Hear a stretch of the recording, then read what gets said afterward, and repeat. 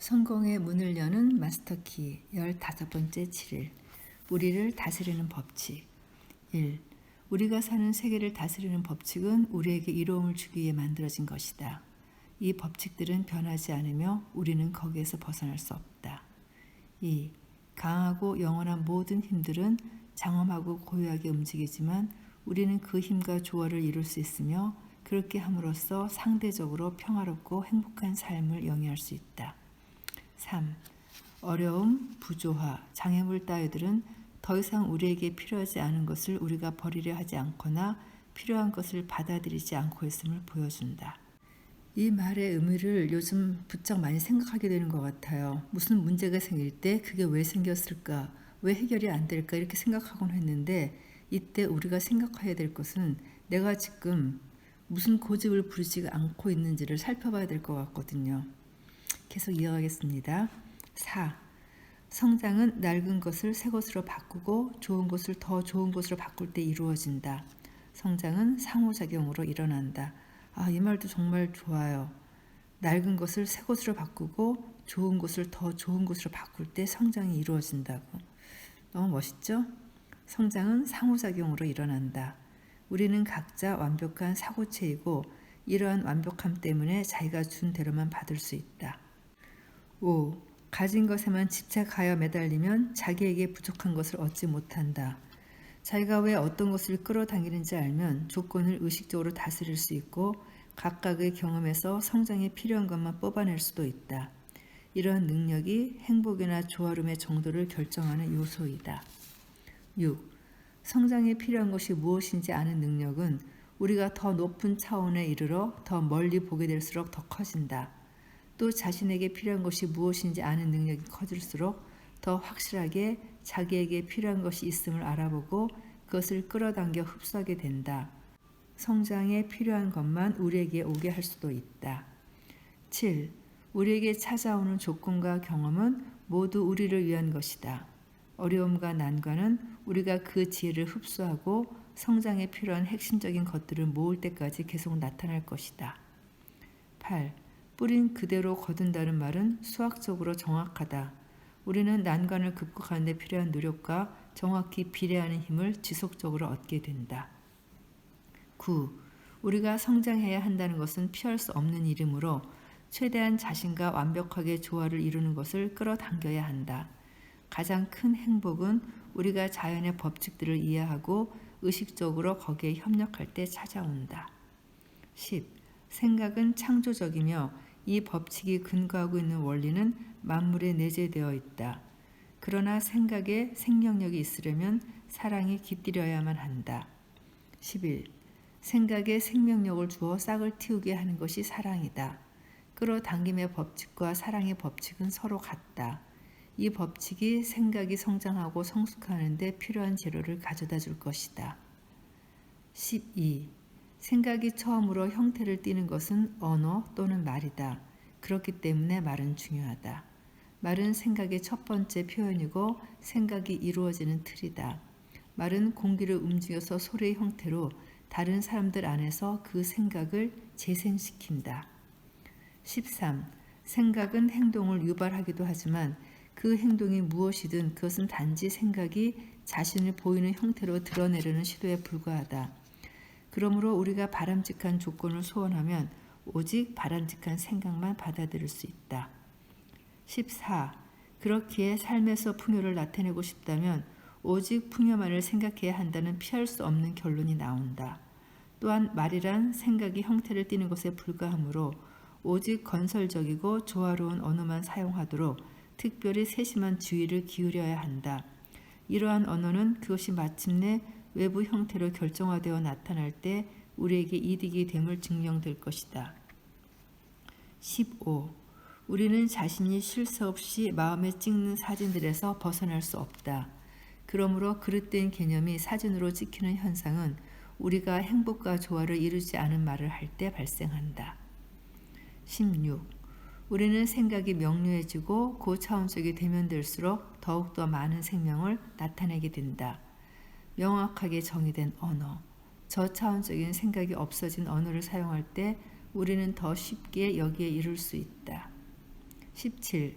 생각을 표현하는 도구는 언어이다.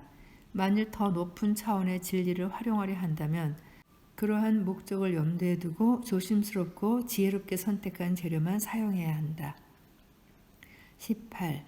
이처럼 생각을 언어로 만들어내는 놀라운 능력이 인류를 다른 동물과 구분하게 하는 점이다. 기록된 언어를 사용함으로써 인류는 몇백 년 뒤도 돌아볼 수 있고 현재 이르기까지의 상황도 이해할 수 있다. 19. 인간은 역사상 최고의 작가와 사상가와도 만날 수 있다. 오늘날 우리에게 전해지는 기록들은 우주의 생각이 인간의 마음속에서 형상을 갖고 나타나기를 바라면서 표현된 것이다. 20.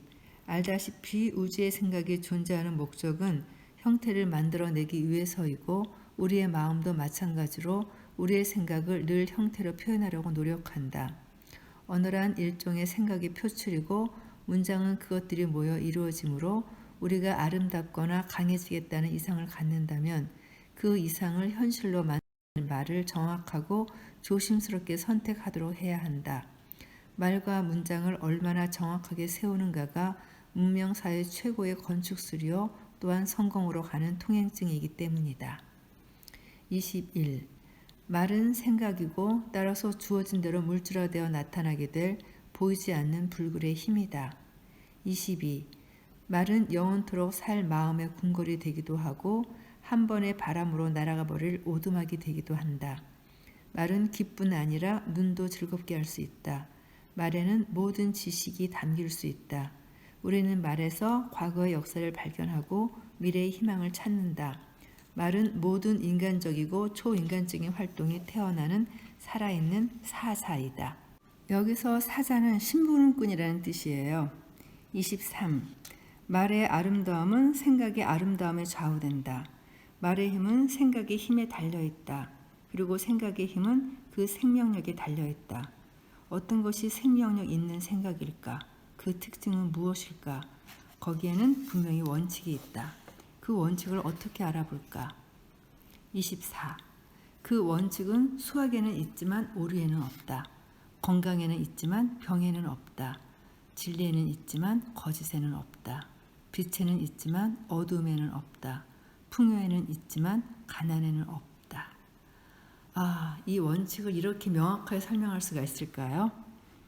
이어지는 25. 이것이 참이라는 사실을 어떻게 아는가?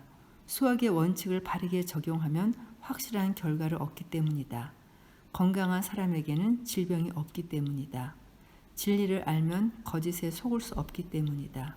빛이 있으면 어둡지 않기 때문이다. 풍요로운 곳에는 가난이 없기 때문이다. 가끔 가난한 것이 굉장히 고귀한 것이라는 그런 생각을 가진 사람들을 보거든요. 돈 있는 것이 마치 무슨 더러운 것처럼 부정한 것처럼 생각하는 그런 사람들도 있고요. 그러나 가난이 아니라 풍요에 생명력 있는 원칙이 적용된다는 것을 기억했으면 좋겠습니다. 26. 이것들은 자명한 사실이지만 진정 중요한 진실, 다시 말해서 원칙을 담은 생각은 활력이 있고 따라서 생명을 간직하고 있으며 결과적으로 뿌리를 내려 본디 생명력 없는 부정적인 생각을 결국은 없애버린다는 진실은 간과되어 왔던 것 같다. 27. 하지만 이 진실 덕으로 우리는 모든 부조화와 부족과 한계를 없애버릴 수 있게 될 것이다. 28. 지혜가 있어서 깨달을 만한 사람이라면 생각의 창조력이 자신의 손에 쥐어진 무적의 무기요 그것으로 운명의 주인이 된다는 사실을 쉬이 이해할 것이다.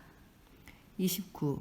물질 세계에는 한 곳에서 일정량의 에너지가 나타나면 다른 곳에서 같은 양의 에너지가 사라지게 된다는 보존 법칙이 존재한다.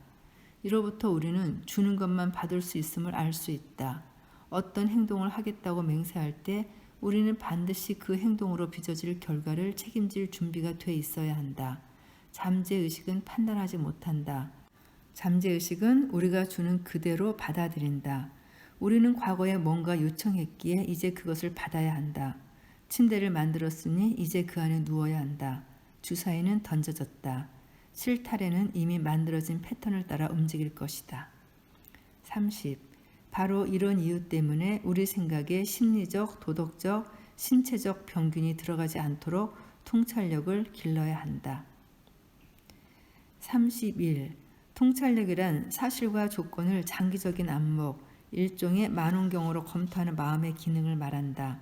우리는 통찰력으로 어려움뿐 아니라 가능성도 이해할 수 있다. 32. 통찰력이 있으면 장차 나타날 장애물에 대비할 수 있다. 그러나 장애물이 어려움을 만들기 전에 그것을 극복할 수 있다. 33. 통찰력이 있으면 계획을 세울 수 있으며 보상이 주어지지 않는 쪽이 아니라 바른 쪽으로 생각과 주의를 기울일 수 있다. 34. 그러므로 통찰력은 모든 원단 성취에 절대적으로 필요하다. 통찰력이 있으면 어떤 마음의 분야라도 들어가서 탐구하여 정복할 수 있다. 35. 통찰력은 내부 세계의 산물로서 고요함 속에서 집중할 때 개발된다. 36. 이번에는 통찰력에 집중하도록 하자. 전과 같은 자리로 가서 자리를 잡고 생각의 창조력을 이해한다고 해서 생각이 기술을 갖는 것이 아니라는 사실에 집중하라. 지식이 스스로 적용되지 않는다는 사실을 깊이 생각하라. 우리 행동은 지식의 지배를 받지 않고 관습과 인습과 습관을 따른다는 사실을, 지식을 적용하는 유일한 방법은 결단력과 의식적인 노력을 통하는 것뿐이라는 사실을 생각하라. 사용하지 않는 지식은 마음에서 사라지고 만다는 사실, 정보의 가치는 그것을 적용하는 데 있다는 사실을 떠올려라. 충분한 통찰을 통해 당신의 문제에 이 원칙을 적용할 분명한 계획을 만들어낼 때까지 이런 생각을 계속하라. 이번 장 마치면서 질문 들어갑니다. 삶의 조화로움은 무엇에 의해 결정되는가? 어려움과 난관은 무엇을 나타내는가? 이런 어려움을 어떻게 피할 수 있는가? 생각이 형태로 나타나게 하는 원칙은 무엇인가? 생각이 성장하고 개발되고 성숙해지는 데 필요한 것을 우리는 어떻게 얻을 수 있을까? 바람직한 조건을 얻는 방법은 무엇인가? 바람직하지 않은 생각은 어떻게 생기게 되는가? 두려움과 부족함과 한계와 가난과 부조화를 어떻게 하면 극복할 수 있는가? 원칙을 이해하는 방법은 무엇인가? 통찰력의 가치는 무엇인가? 이제 절반을 훌쩍 넘어서 이런 말들이 훨씬 더 자연스럽고 쉽게 이해되기 시작하는 것처럼 느껴져요. 그럼 다음 주에 16번째 치를로 돌아오겠습니다. 감사합니다.